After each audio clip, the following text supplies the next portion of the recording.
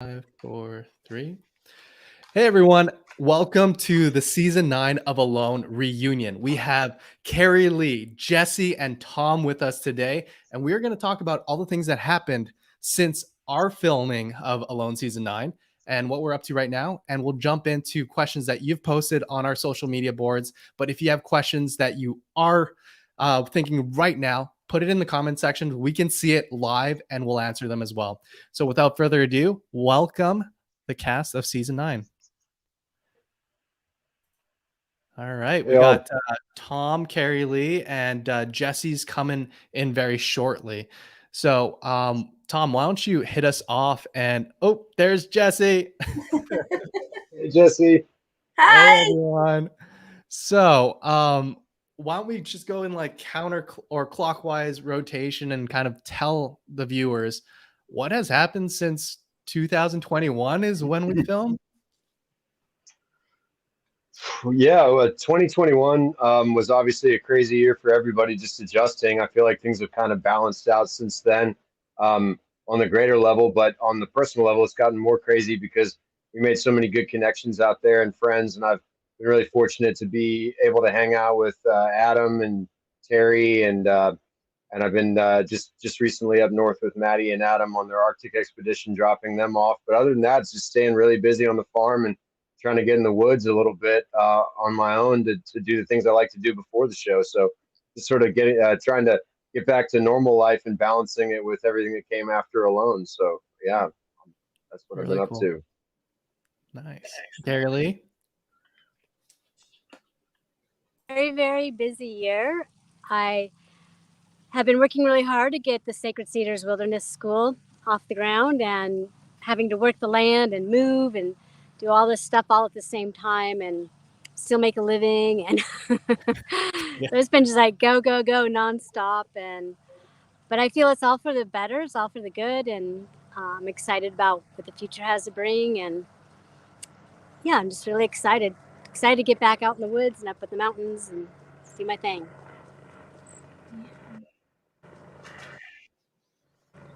Awesome.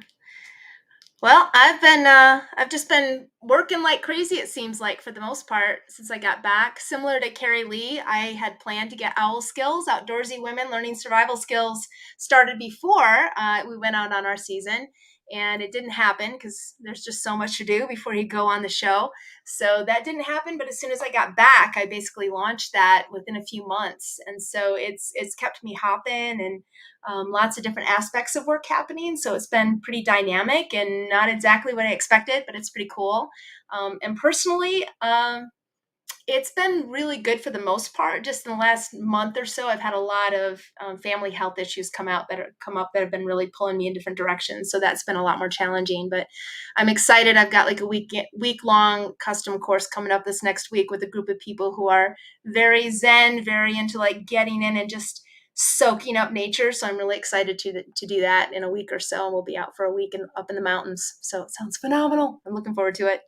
That does sound phenomenal. I'm jealous. And just for people's information, Jessie teaches in Colorado, but I'm very excited because you also teach in Vermont, which is super close to me. That's like a 4-hour drive for me. Definitely can go out there and say hi to your group out there. So very excited about potential collaborations coming up in 2024, 2025. And I do plan on visiting everyone else to do collaborations with survival doctors as well. Things have been pretty crazy for me this year. I got married and I immigrated to the States and got a new job in Maine, and it all happened within a span of a week. So I bought a house, which I didn't know that I was going to get, and immigration paperwork flying over our tables, and then trying to plan a wedding all in the same weekend. It was not something I would recommend, but now that it's all over, I can just hang out a little bit.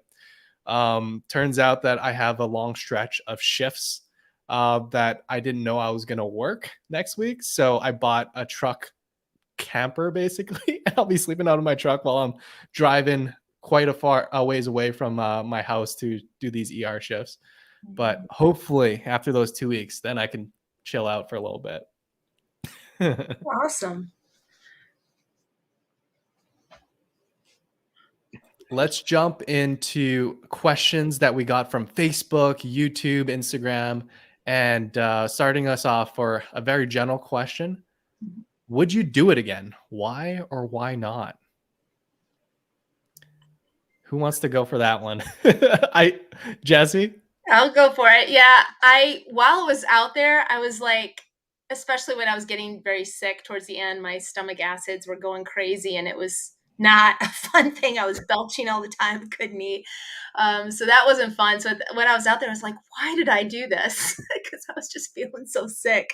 But now that I know what was going on, and I learned a lot of lessons, and I feel like it would be awesome to go out again and try it again, especially in a different environment again. I always love to go to different environments. So it would be a yes for me. How about you guys? What do you think, Karie Lee? I Round would do two? it.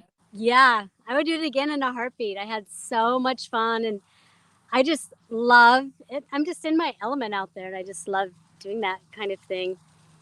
I hope to do it before I turn 65, but I would do it again in a heartbeat. Yes. Really cool. How Tom? about you, Tom? Well, not only would I do it again, but I have done it again. I mean, not quite to the same extent, but Adam and Maddie and I went to Newfoundland the following year, almost a year to date after we launched, and we went, the three of us, and went out to Maddie's family land and then into some crown land and did it again. And I got to tell you, like I thought it was going to be easier with more people, but when you shoot one squirrel and you're by yourself, it's all right. When you shoot one squirrel and there's three of you, it's scrapping over bones.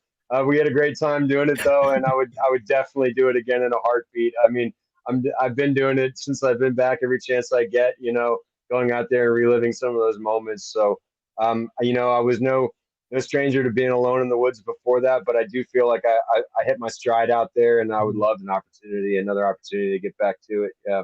Absolutely. The experience and just the feeling of complete freedom, no phone, no obligations, no payments, just nothing. And it's just you and your primary needs and desires and joys. Like that's something that I think everyone should experience at least once in their lifetime. And I think at the very least, it excites me to have the Alone family now. And for me, my repeats of Alone is just hanging out with you guys on a regular basis, which is more than enough to make me very, very happy. If I were to do it again, I would, fingers crossed, get some place that has gill nets and trot lines available. That'd be great. Season 10, them pulling out like 20 pounders of like lake trout and pike. Oh, that would have lasted me so long. So jealous of that. And moose, right? They got moose.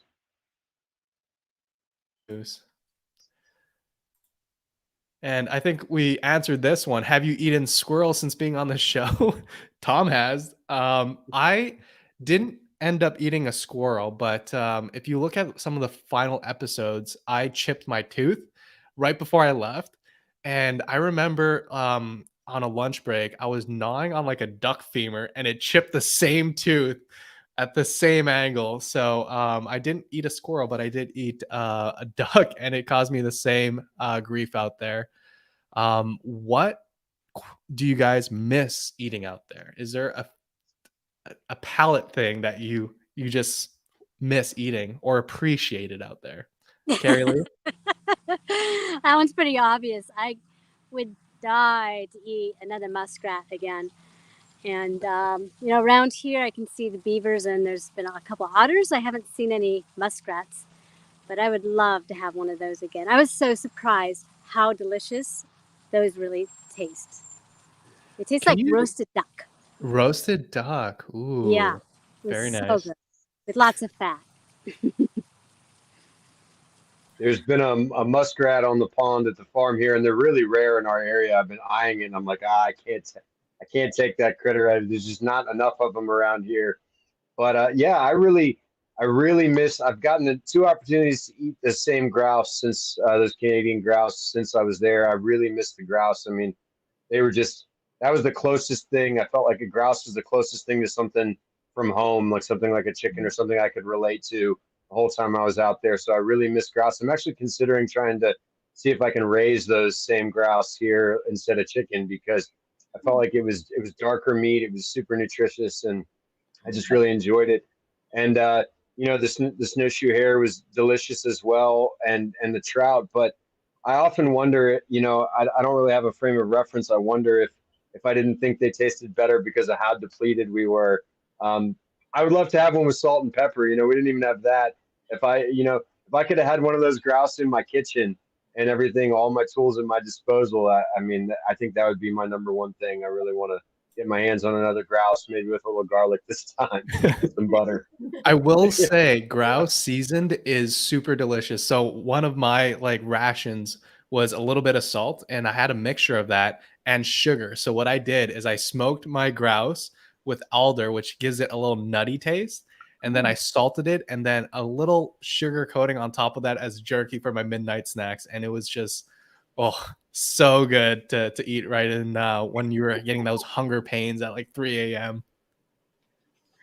Well, I really like the mushrooms. I loved getting the mushrooms out there, and definitely, it was sad having to kill, especially the one really young squirrel.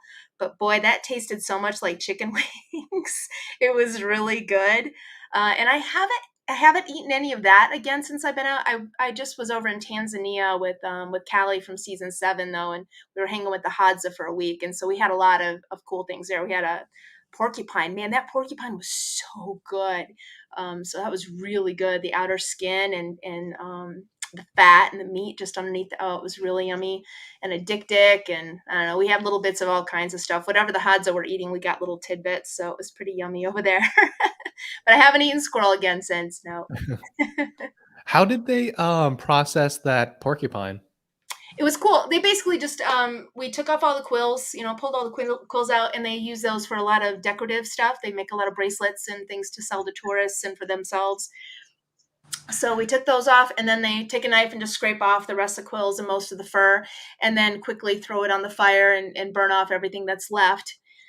And then gut it, and there's certain organs that the men take away and they cook on their own fire and they eat. The women don't eat, and then they took the rest and they cut off slabs so that that section of it that's just like it's all bonded together. You really can't separate it very easily.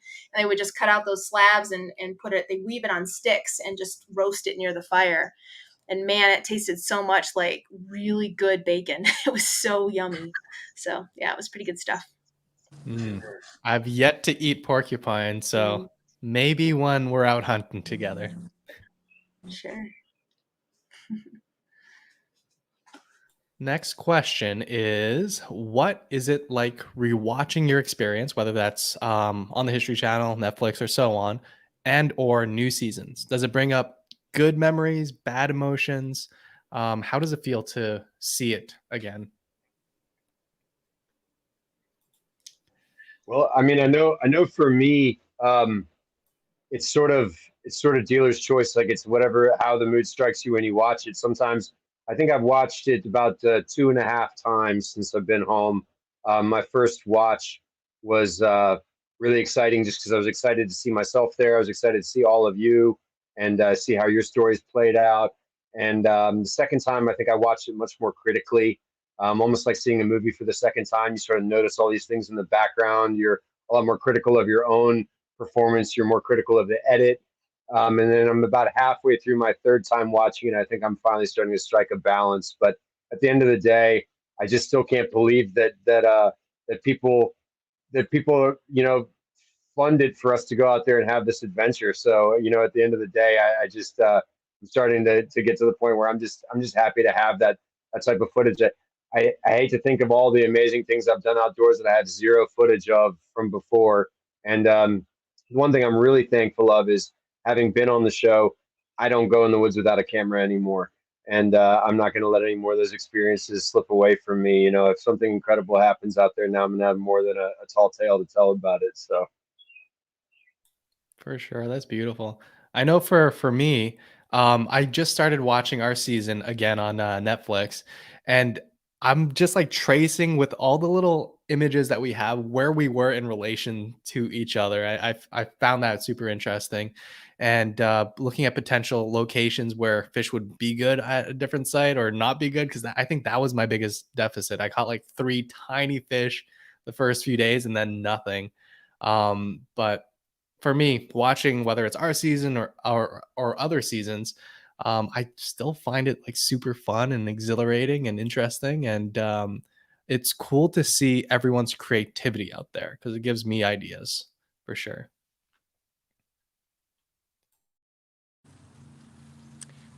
I think for me,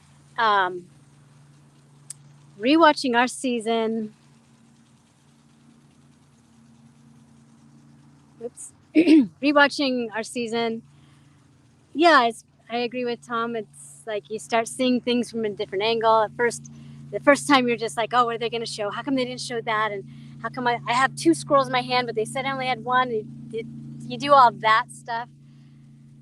But then going back, I can see it from a viewer's point of view and see it from different eyes. I know when I watched the last part of it on my, when I left, I was like, oh man, I was crying again. I could feel all the conflict and see the expressions in my face on the helicopter, the internal conflict of not wanting to leave. I really did not want to leave, but it was heartbreaking to leave. And at the same time, my body's like, yes, bone broth and a hot shower and a warm, soft bed. It's like that I can see that conflict in my face, which is really triggers all that back up for me again. But I'm excited for the new season, and I think, yeah, they've doing really good with the fishing.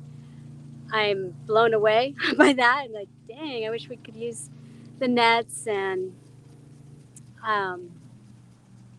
yeah, it's really fun to watch somebody else do what you just went through and understand what they are that they're going through as well. Just kind of having some of that that back wisdom of what they're going through. So that's fun. It's fun to watch.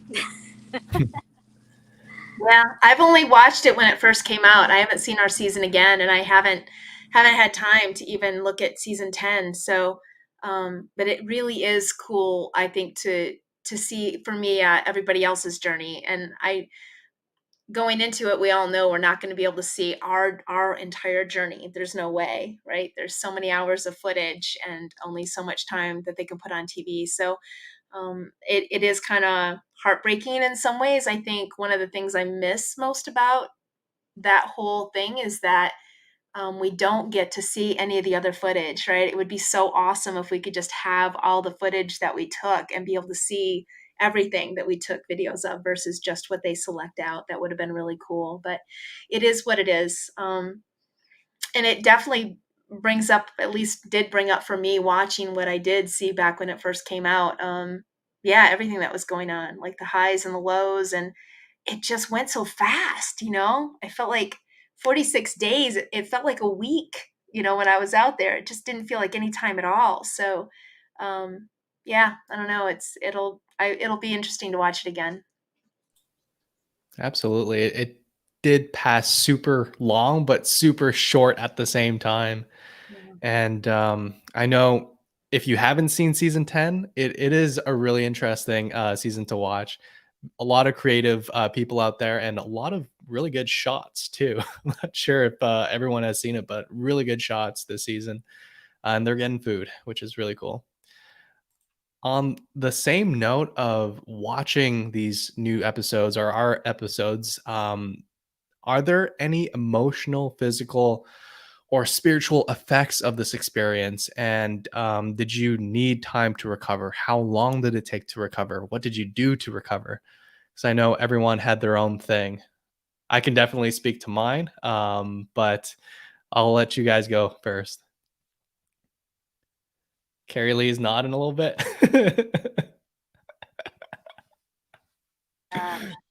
Yeah. I'm still recuperating. I'm still recovering. Although I feel like my body's getting strong and my stamina is returning, which is good. But emotionally and spiritually, like I said, when I came back, I did not want to come home. And it was very shocking to be back. I was very weak. It's the middle of winter.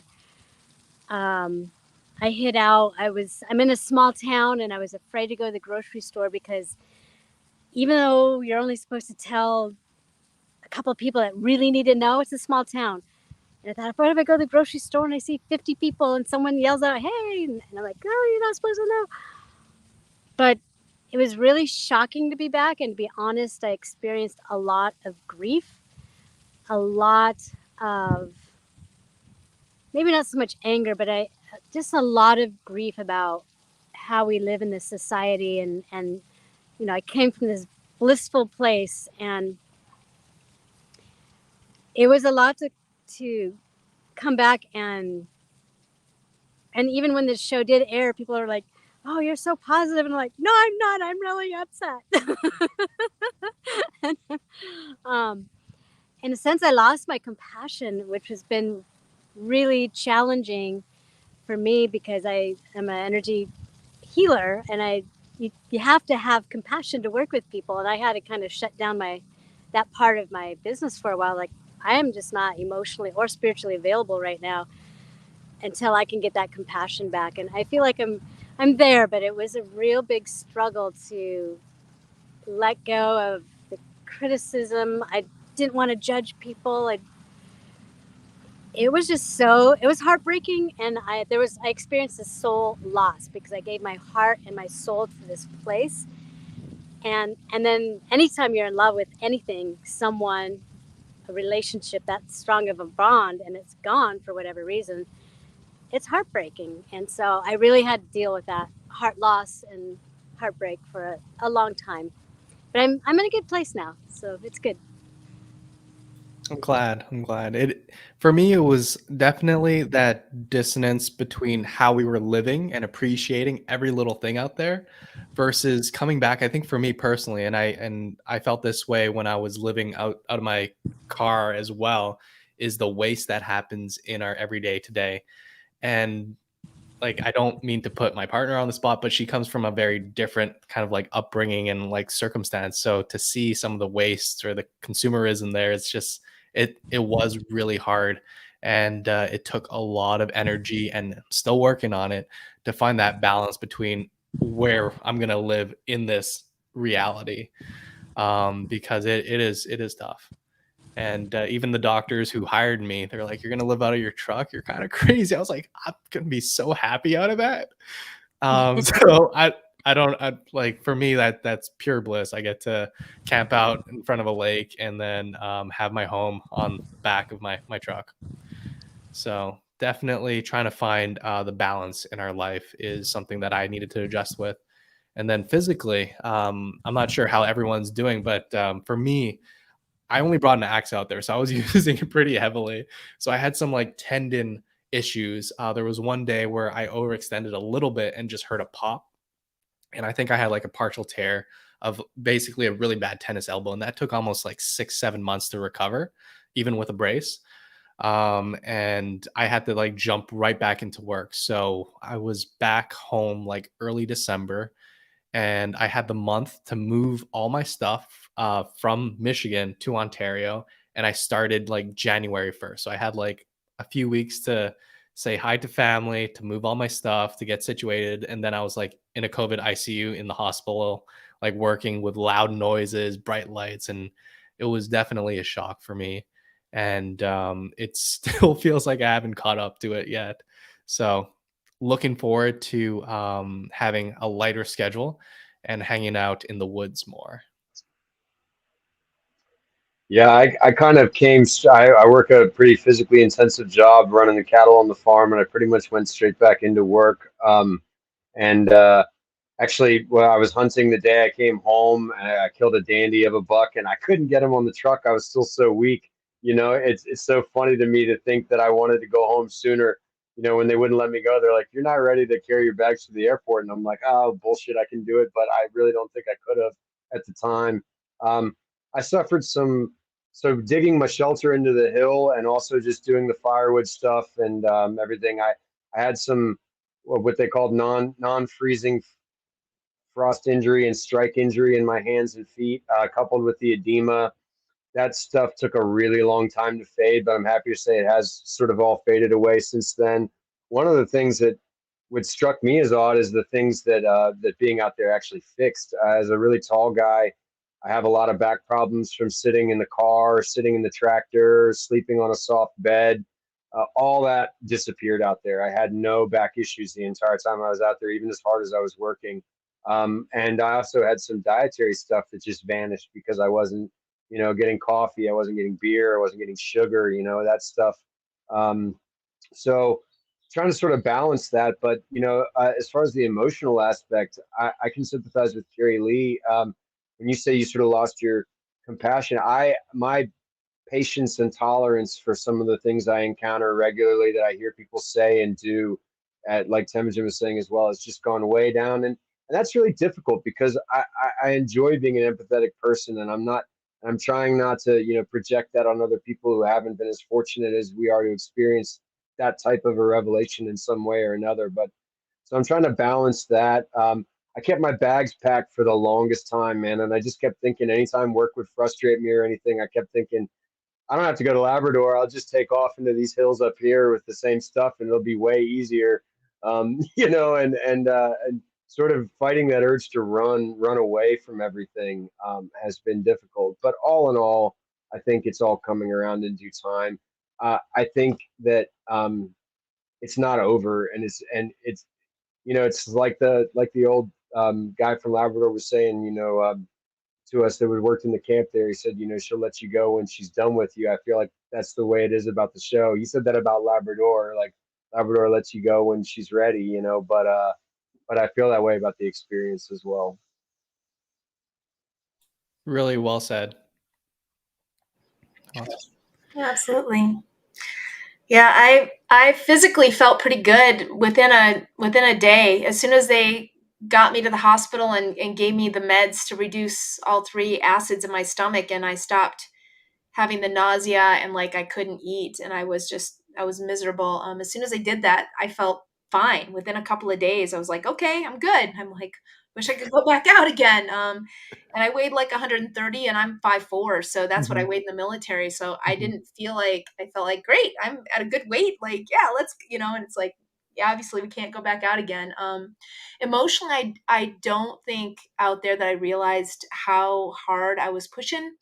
And so I actually cried that first night in the hospital, and just told myself I'm safe. I'm okay now. It's okay. Because I was so determined not to hit the button, that I was pushing myself harder than I probably should have. So physically, I don't feel like that was too bad, that part of it. I was like in perimenopause just before I went out though. And so then being menopausal. And so after that, I never had another period. I never had menstruated again. So, and I feel like since then I've struggled more with weight and trying to make sure that I'm eating healthy and staying at a better weight. I'm also not as physically active as I have been prior. So that's more of a challenge. And spiritually, I feel like the lessons that I got out of it, I still haven't been able to put into practice. And that's been really hard. That I'm hearing a theme here of like wanting to run away. Like I just want to go back out to the woods and just get away from it all. And for me, maybe with a personal camera, but not, I don't, I just want to go be. And that's been really hard. And I know I need that. I need to take like a sabbatical and just go. And it feels like between family responsibilities and work, like I haven't had that opportunity since we got back. And that's been really hard. And so that's where I get my biggest spiritual connection and emotional healing is just by going off into the woods and being alone. And it's really, really straining and stressful right now to not be able to do that, for sure. Absolutely. I think all of us need that. And whether it's we start at base camp together and go off to our separate ways, I think that should be a yearly thing because I know each and every one of us would really love the opportunity to do that. So yeah, pick a location. I hear rumblings of possibly somewhere warm, maybe tropical. Who lives in Hawaii? Is it Taz? Taz or Luke? Luke. Luke. Mm-hmm. Hawaii alone reunion. That sounds pretty good to me. Yes. Yeah, the one other thing that I didn't mention that I was just thinking about, touching on everything you guys were saying that I didn't anticipate is I've never been a person that worried too much of what other people thought of me, but um, man, there wasn't too much of it, but some of the negative feedback from online really changed the way that I think about how I criticize other people because I Mm. really felt like what hurt me about a lot of the criticism was I knew in my heart, that they didn't know, what we all went through out there. But I also felt how genuine their criticism was. And it made me wonder how many times I've been on the other side of that, like how many times I hadn't understood where someone was coming from, being a person that can be a little bit critical myself. And then it kind of all welled back up when I started seeing some of the criticisms about season 10.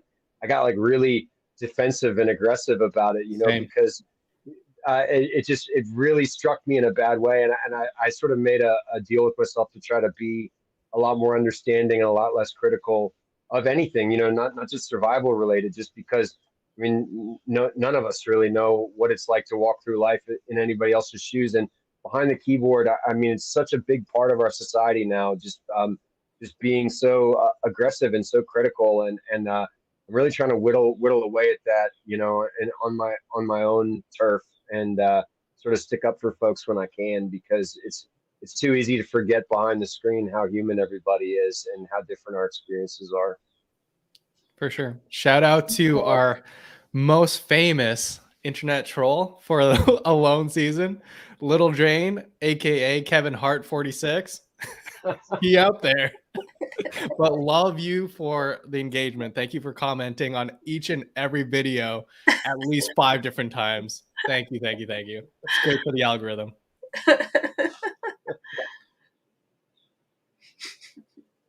That's funny. Our next question is, what in you has changed because of this experience?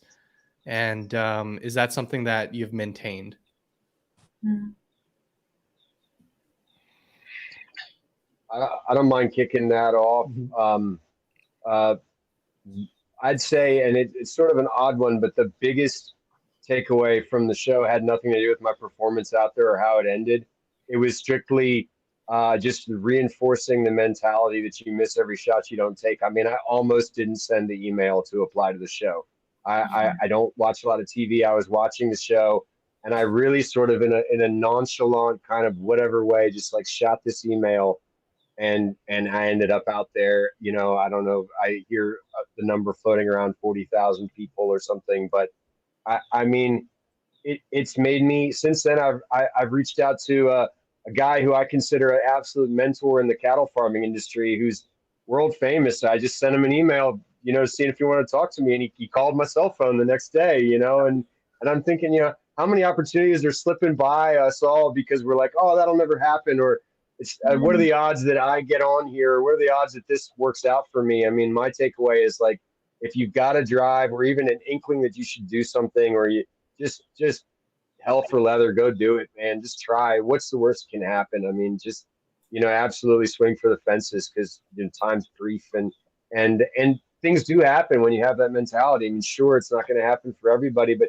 you never know what else is going to come of it. So, yeah, I'm really just trying to live that to the fullest, and really, if I have just a passing idea in my day, I go, okay, well, how can I implement that? Like, what can I do to make that a reality? And a lot of stuff doesn't work out, but some stuff does. So. Yeah.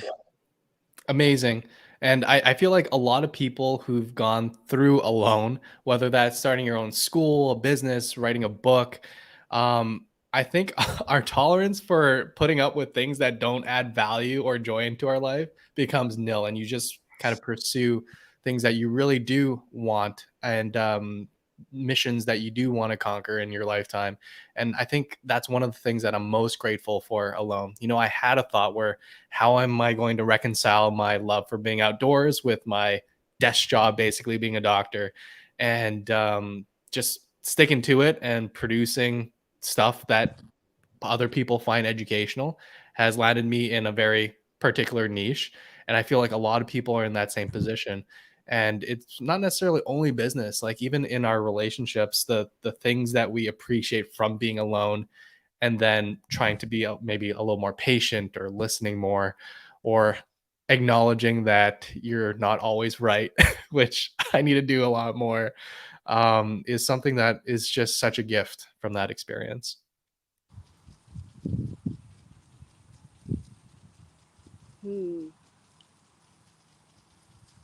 I think, Jessie, do you want to go? I certainly can. I mean, I feel like I've gone in and out of the field so much, and each time hopefully I learned something a little different, but the main lesson for me was, again, just that work and play balance. And something that's been coming up for me lately that refers back really to the experience on Alone was the whole thing of like, I don't know, I can't remember who did the quote, but it's like, I'm not sure what the way to succeed is, but I know the way to fail is to try to please everybody. And that's been coming up for me a fair amount lately. Is that I feel like I'm being torn in so many different directions. And a big thing I realized out there was I was looking at it as a job. And I was, even though my intent wasn't to do that, somehow I ended up still doing that, as looking at it as, hey, I want a woman to win. This is what I'm going to do. And really looking at it as work and not connecting as much as I wanted to, and dropping in. And because I was thinking about everybody else instead of my own experience and what I really wanted and what I needed at that time. So, and really, so I could say I've learned it, like what I learned, how that changed me, but it's brought it higher in my awareness, and the universe is still working on me to really incorporate that lesson into my life. And I still haven't been able to do it. And I know that I'm getting more and more stressed out, and it's reaching a critical point for me where I'm going to have to just say, everybody, I'm gone. I'm gone. You won't see me, hear me, from me, anything for the next several months. I'm gone. And I'm just going to have to do that. And the longer I wait, the longer I know it's going to take out there in the woods for me to really reset, basically. Right. To you, Karie Lee. Okay. And here I'm like, I'm learning how to use my voice. You go ahead. So it kind of goes back to, like, I've always known who I am. But I feel like I'm holding that a lot stronger, and that's not even the right words.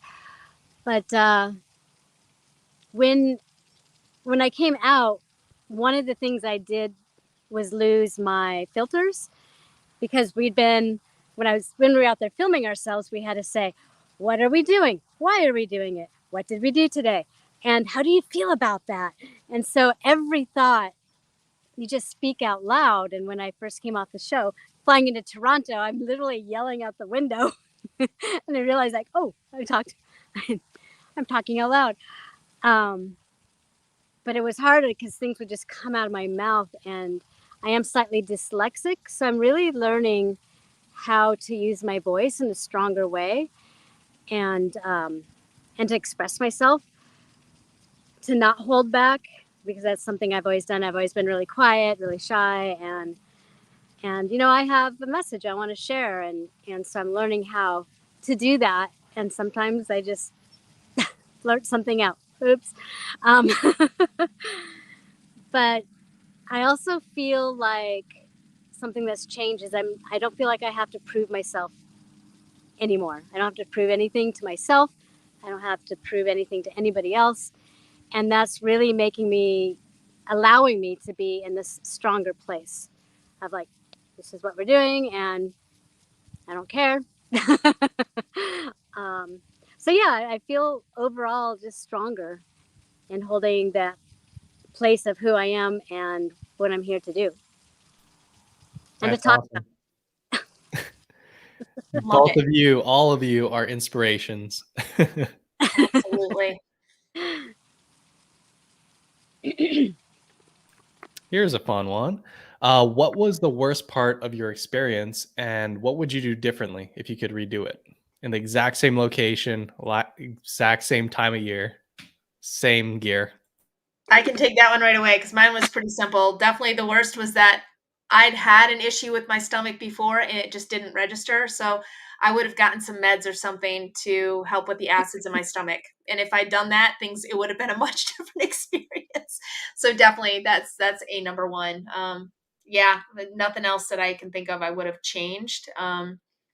There was a different area I wanted to set up camp, but I wasn't allowed there. So it would have been a lot better place for a camp, but I wasn't, it was outside my boundaries, so I couldn't go there. But yeah, just the acids would have made it completely different. Would have been awesome.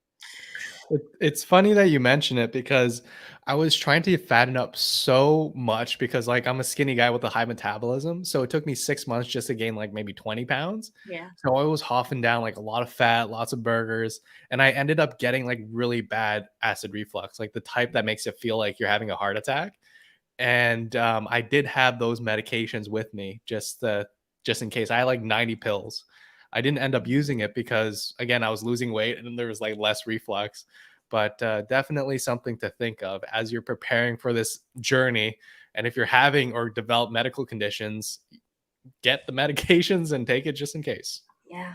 Yeah, I definitely would have done that if I'd really understood what was going to happen. And it was a series of things. You know, it was the location. I think there were just a lot of tannic acids in the water. Like it was okay till I started having to drink the river water. And I wouldn't do the white ash or charcoal probably. Yeah, if I'd done a couple things differently just to make sure my stomach was okay, it would have been awesome. Yeah, right on. No, I think a lot of the viewers who are watching this, specific to your story, Jessie, would appreciate this because I think a lot of people were just like saying everyone got Giardia. Yeah, it definitely was not Giardia. No, I have a predisposition. My mom struggles with ulcers fairly often, and I've when I was on a different show called Migrations with National Geographic, that was the worst pain I'd ever been in, was refeeding at the end of the trip, and it felt like things were trying to eat like aliens were trying to eat their way out of my stomach. And so that's what was slowly happening over the course of my time out there. So it started like 3 weeks or so before I was actually pulled. So yeah, it was all the acids in my stomach, and that was combined with the water there that was very brown. Like I'm guessing that's why, Tom, your teeth turned black too, right?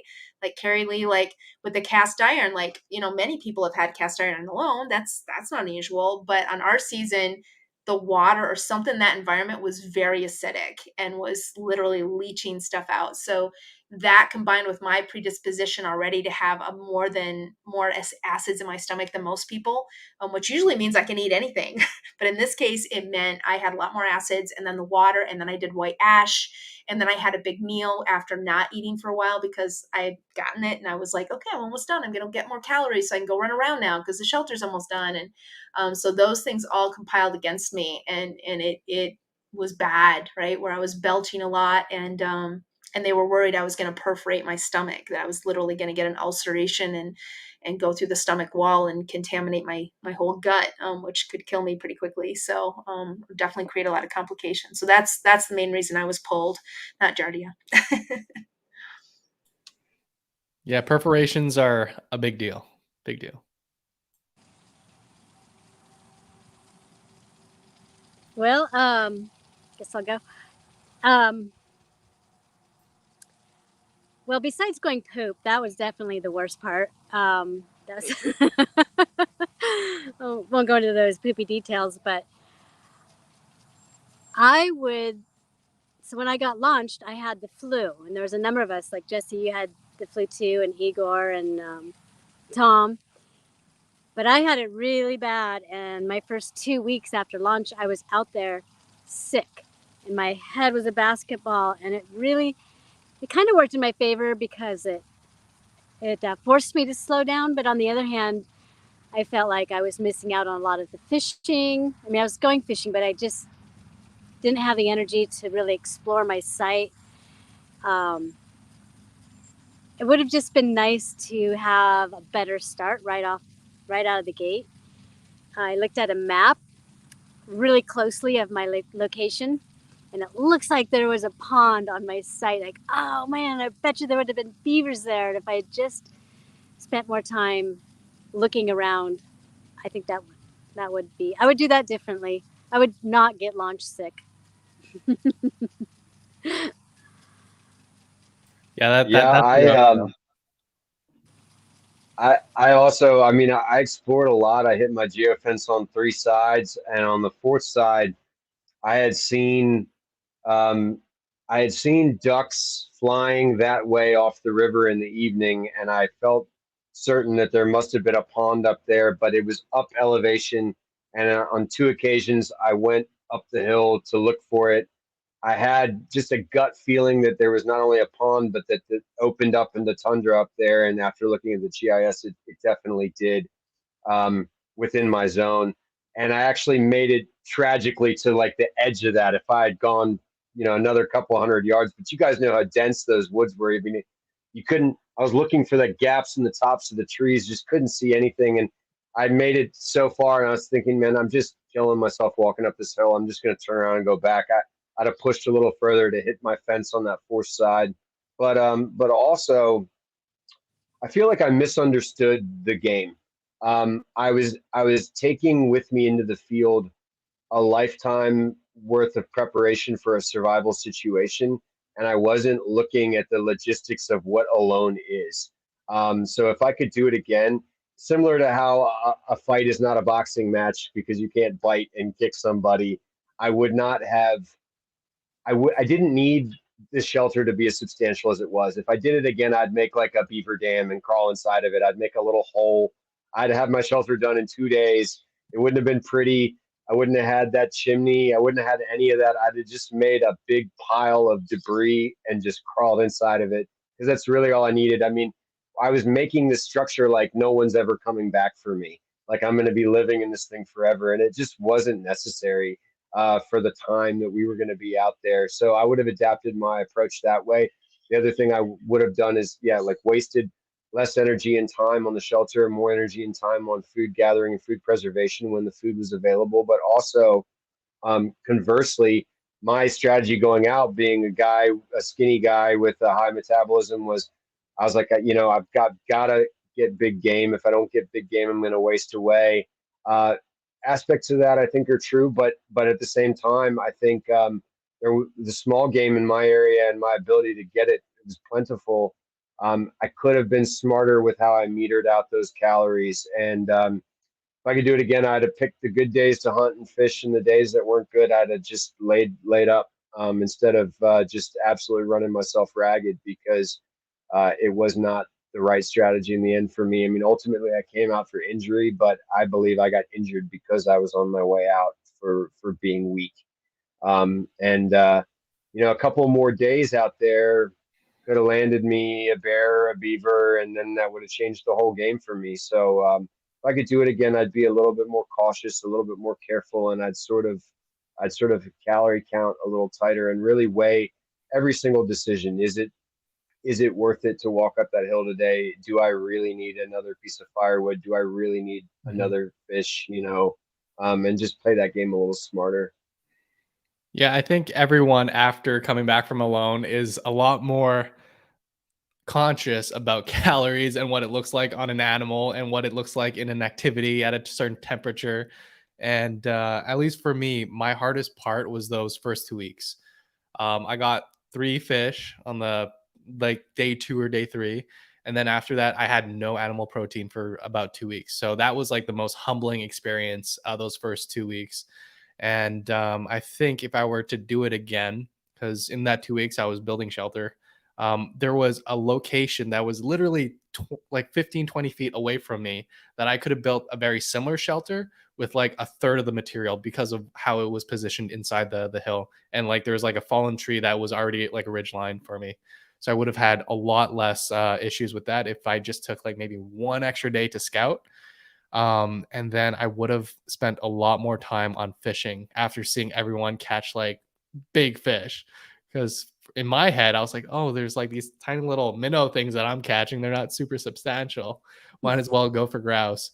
But I think if I had maybe a different dock setup or something like that, I would have had a lot better success with that. And the smoker slash secondary shelter that I built on shore was supposed to be an easy thing. I thought like maybe 4 hits with my axe and I'll be able to fell it. It was like a whole afternoon, and that thing probably weighed upward of 300 pounds. And I was trying to like lift it up and put it like right where the stump was to make it a ridge line, and it kept on falling, so I had to bring it back uphill, and that probably cost me like at least 3 or 4 days just trying to of calories just trying to do that.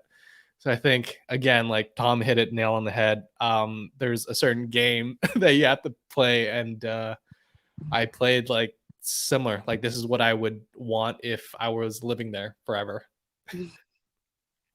Yeah, Tom nailed the fish, man.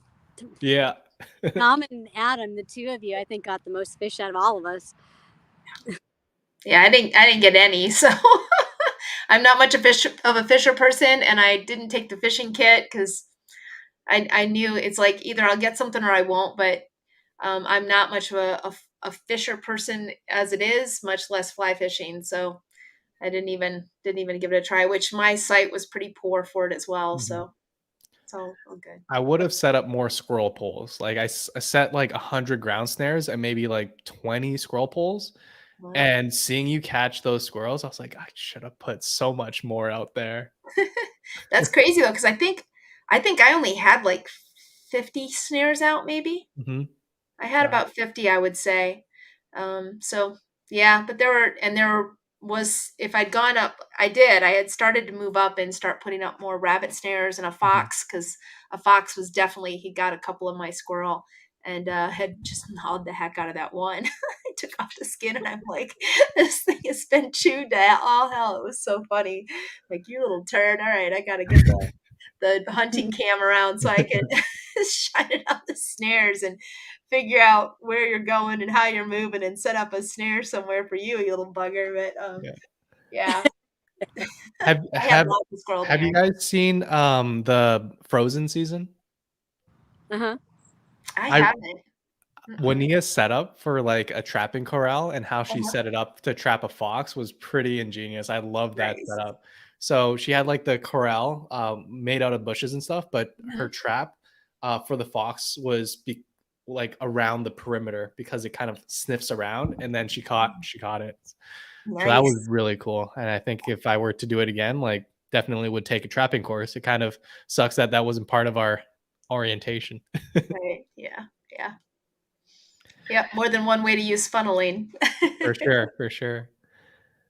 And last question over here before we kind of look into some comments and finish off. If you were to do it again, would you choose different items? Hmm.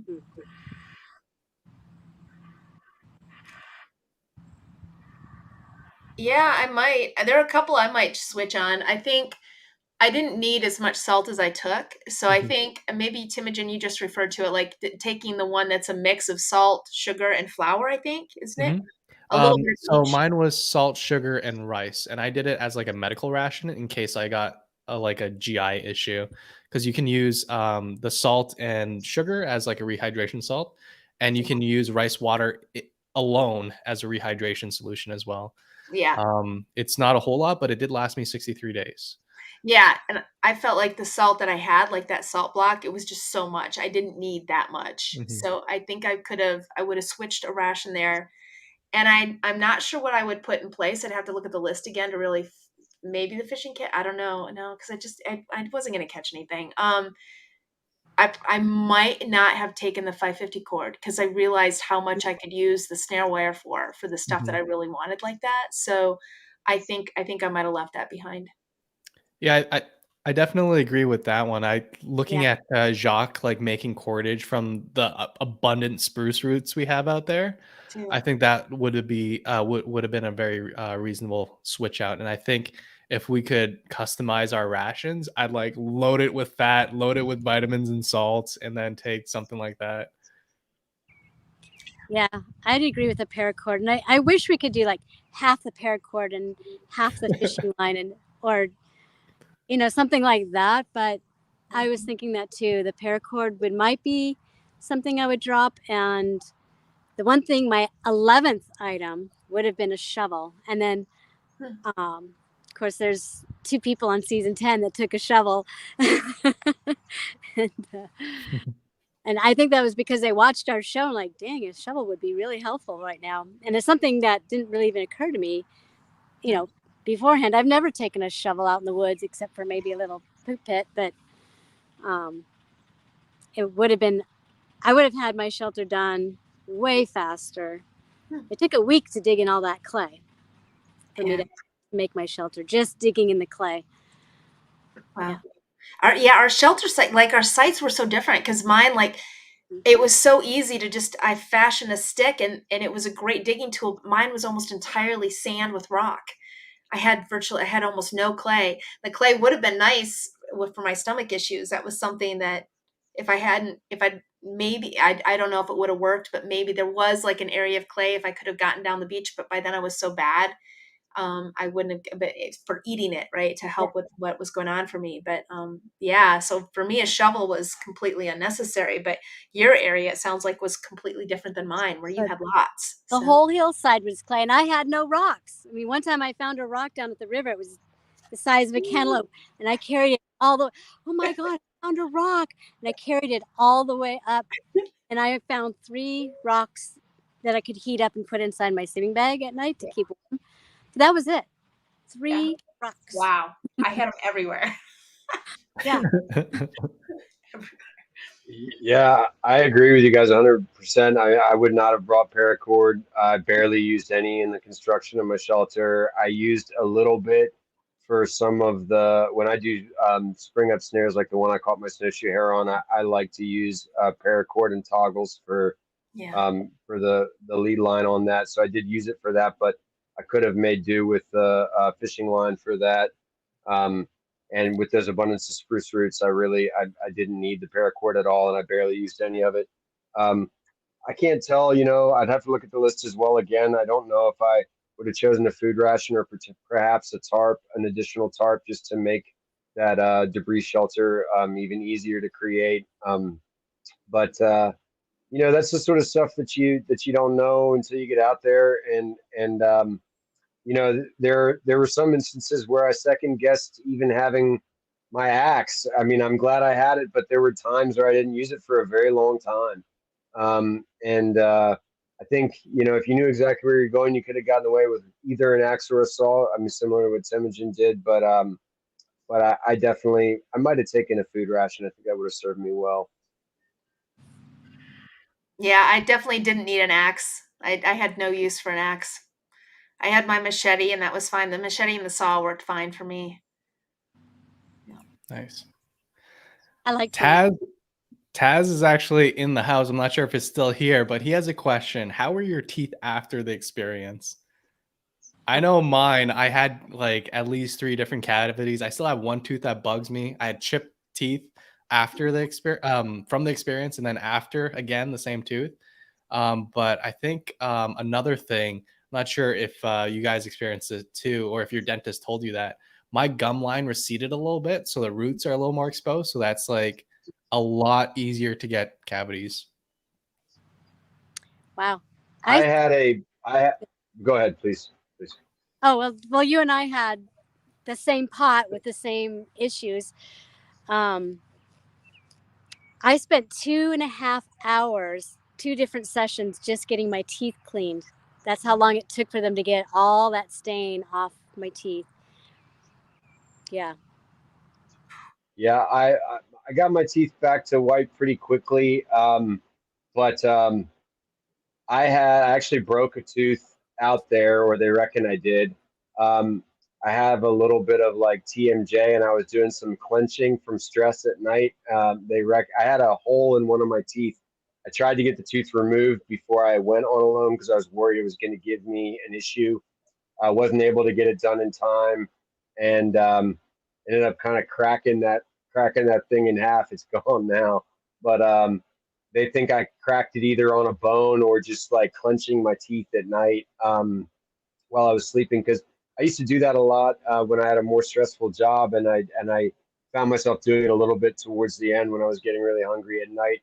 I would just wake up with a sore jaw and a headache, and I could tell that I'd just sort of been sleeping just with my teeth clenched.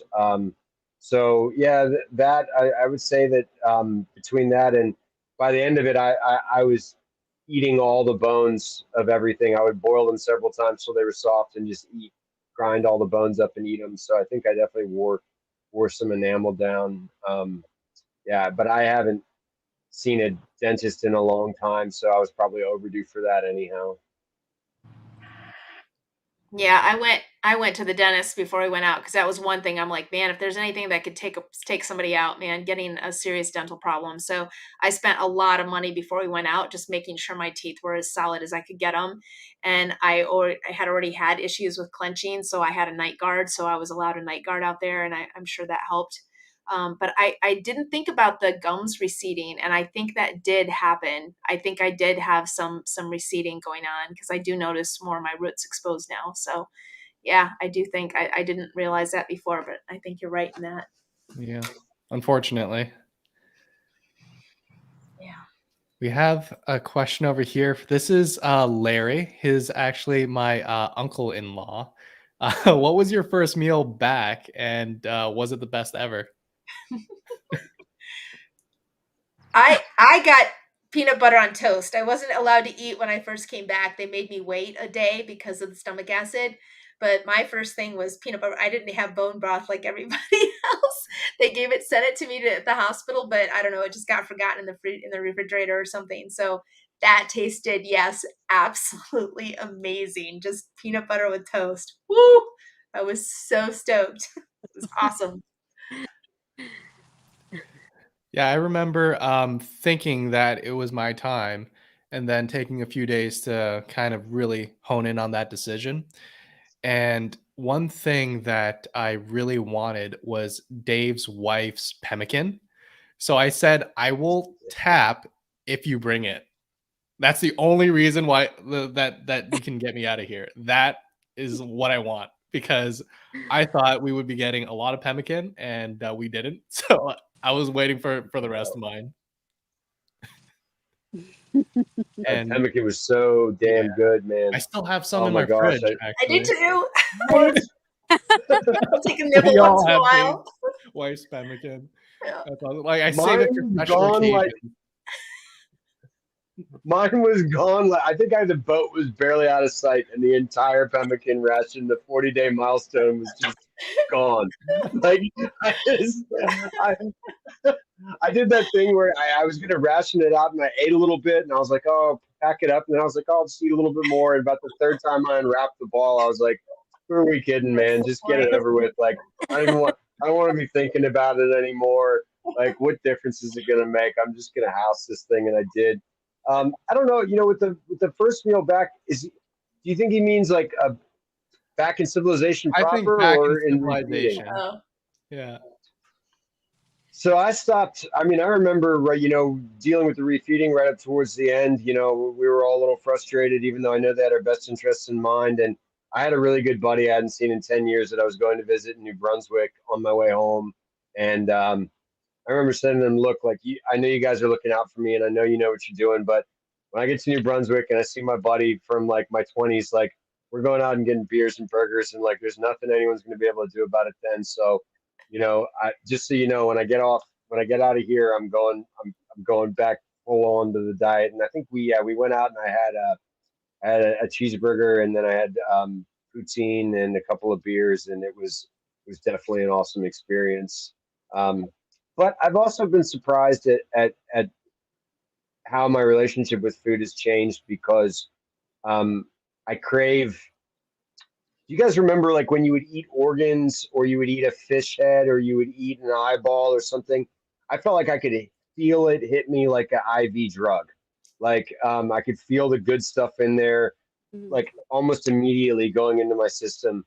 That sort of stayed with me to the point where the food I appreciate more now is the food that I feel is actually not the greasy spoon stuff, but the food that's like actually giving me something. Like my body is still very hyper aware of like, well, like I want that, and you just like, when I find myself looking at my plate now, it's like the things that not necessarily the things I appreciated before, but the things that I was deficient in out there. Like I almost have a little bit of metabolic trauma from that, where your body's like, "Ooh, get that, you need that, get as much of that as you can." Even though I'm like, "No, we're home now, it's okay, you can let that all go." So, um, yeah, it's definitely changed the way I think about food. Yeah. 100% for the organ meat for me. I think for me, the whole time I was out there, there's a place at the hot springs nearby, and they'd serve these bison burgers with bacon and blue cheese and a side of sweet potato fries. And I would just tell my tummy, like, yes, we are going to have that, but not today.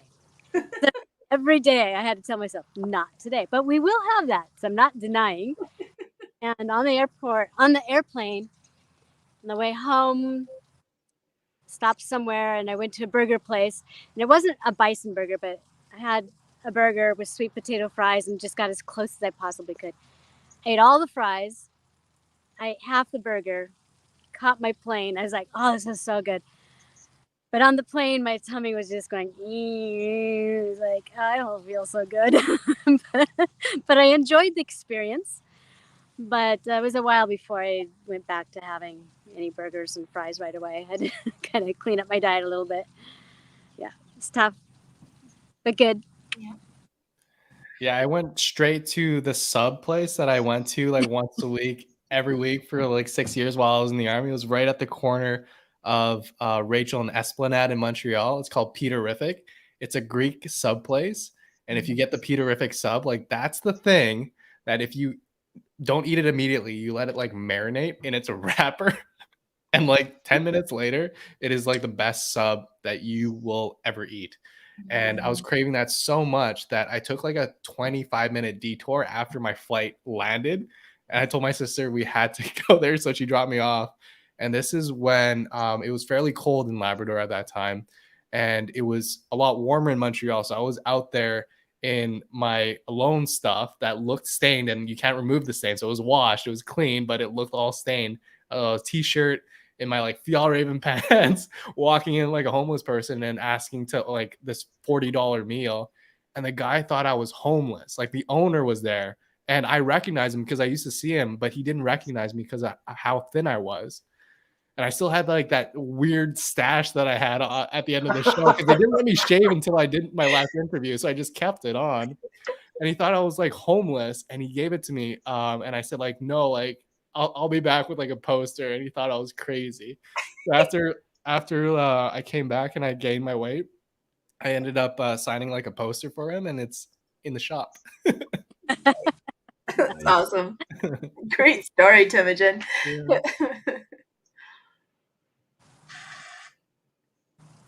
Okay, I think we have time for one more question. Let's do this one. What item is not on the list of approved choices that would have been a game changer for you? I mean, for us, it would be a gill net. For me, I mean, I know other seasons have gill nets, but we weren't allowed to have a gill net. I mean, for me, that's a no-brainer. Mm-hmm. Yeah, gill net would have been awesome. Absolutely. Especially, yeah, if we could have made one like out of fishing line or something where it would have been working for birds as well. Like that would have been phenomenal. Yeah, multiple gill nets. Yeah. A gill net and a rifle would be great. Right? Yeah, yeah, gun. Dang. I will forgo my axe. I wanted to bring and was denied the Odyssey, where it's an axe on one side and then a not a pickup, but the little Pulaski Maddox. Yeah, I know exactly what you're talking about. That would have been awesome for us excavating. I tried. I found the perfect one and denied. Same. Well, awesome, guys. Thank you for hanging out. I look forward to seeing all of your beautiful faces in person, and let's go on some adventures. So if you guys have more questions for anyone else who's not here today, for Terry, for Adam, for Benji, just put them in the comments, and we will make a separate kind of answer to the comments. And yeah, this is all posted on everyone's social media, so feel free to ask questions directly to Jessie, directly to Karie Lee, directly to Tom. And thanks for hanging out with us. We'll see you next week. Yep.